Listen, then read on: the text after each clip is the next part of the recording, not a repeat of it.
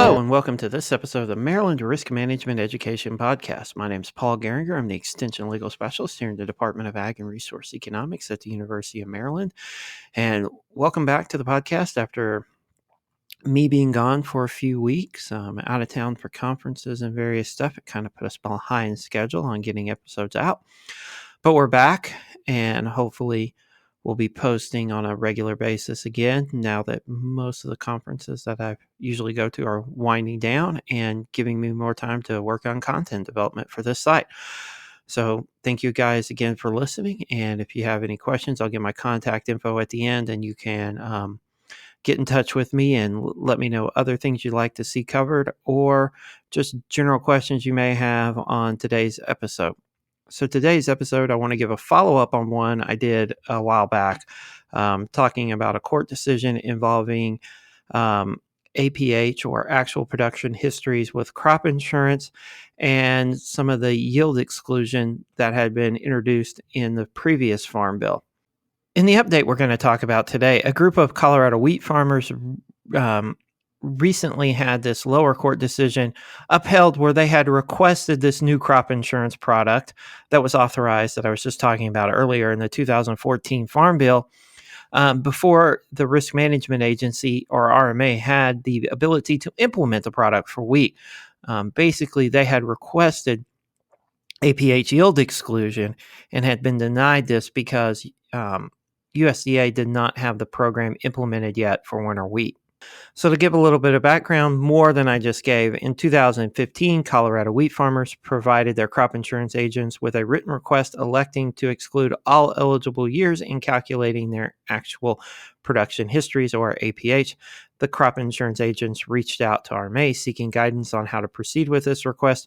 RMA responded with guidance that RMA authorized APH yield exclusion, the product they were after, for the 2015 crop year for most crops, but not winter wheat.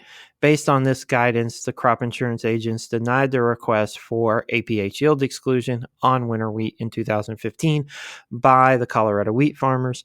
The Colorado wheat farmers then appealed to the National Appeals Division, which is a part of USDA. On appeal, NAD, or the National Appeals Division, hearing officer determined that NAD did not have jurisdiction, aka the ability to hear the appeal. The wheat farmers then requested a review by the NAD director, who reversed the hearing officer, finding NAD did have jurisdiction, but also that RMA had discretion on the appropriate time to implement yield exclusion for winter wheat. The wheat farmers appealed this decision. The lower court found that even if it caused issues, RMA had to make APH yield exclusion available to farmers upon passage of the 2014 Farm Bill, and I will include a link for more information on that. The federal government then appealed this decision to the 10th Circuit. So before we discuss the Court of Appeals ruling, let's review the specifics of APH yield exclusion, which allows producers to exclude specific yields from eligible years of their actual production histories, that APH we've been talking about. This exclusion can affect their APHs. It will potentially cause APHs to go up, which means crop insurance premiums will also go up. And I've got, as I said, more information on this in the show notes. On appeal, the Court of Appeal agreed with the lower court that the 2014 Farm Bill was clear that APH yield exclusion was available to producers immediately. The statutory language contained mandatory language requiring RMA, or the Risk Management Agency, to apply the APH yield exclusion automatically upon a producer's request.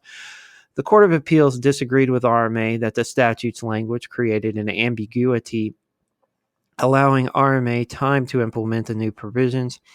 To the court, the Farm Bill's language stated the new provisions shall apply whenever the Federal Crop Insurance Corporation uses the actual production records of the producer to establish the producer's APH for an agricultural commodity for any of the 2001 and subsequent years. In prior decisions, the court had found the language shall apply to be mandatory and not create any ambiguity. And that's what RMA is arguing. RMA is arguing that basically this shall apply is creating ambiguity, which gives them the benefit to implement it as they get everything put together for it. As you can think, this will require a lot of reconfiguration in how to implement it, what years are eligible, that type of thing with RMA, because there's a statutory provision that tells us when each one of these is available. So RMA is trying to come up with the ability to quickly implement this as they get the records put together for each crop in each state. The Court of Appeals also recognizes the difficulties this ruling would mean for RMA or another federal agency, but the court would not take those difficulties into account to change the meaning of the language Congress used. To provide a different outcome, Congress would need to allow the agency more time to implement the new program. The Court of Appeals basically affirms the lower court decisions. So this means that we have to go back and figure out, how having APH yield exclusion would have impacted these Colorado wheat farmers. And if they would have had, with coverage that year, would they have had, a claim that year based on the inclusion of APH yield exclusion? So why do we care? Well, we're looking at the 2009 or 2018 Farm Bill being implemented, and it's going to create new programs that need to be implemented. So when do these programs become immediately available? It's going to depend upon the language used in the statute. So USDA may not always have discretion in when to implement these. They may not always have time to develop the program the way they want to. Some of these may just become available immediately. For the most part, this immediately available will be with those programs that have typically already been available, and these are just changes to those programs. But it may be a totally new program. We can't always say that.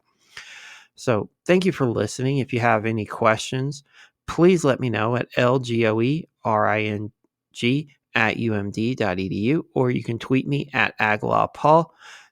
Again, most of what I've talked about today, the blog posts associated with this, the previous issues associated with this are located in the show notes. So you can take a look there. Thank you again for listening and enjoy the rest of your day.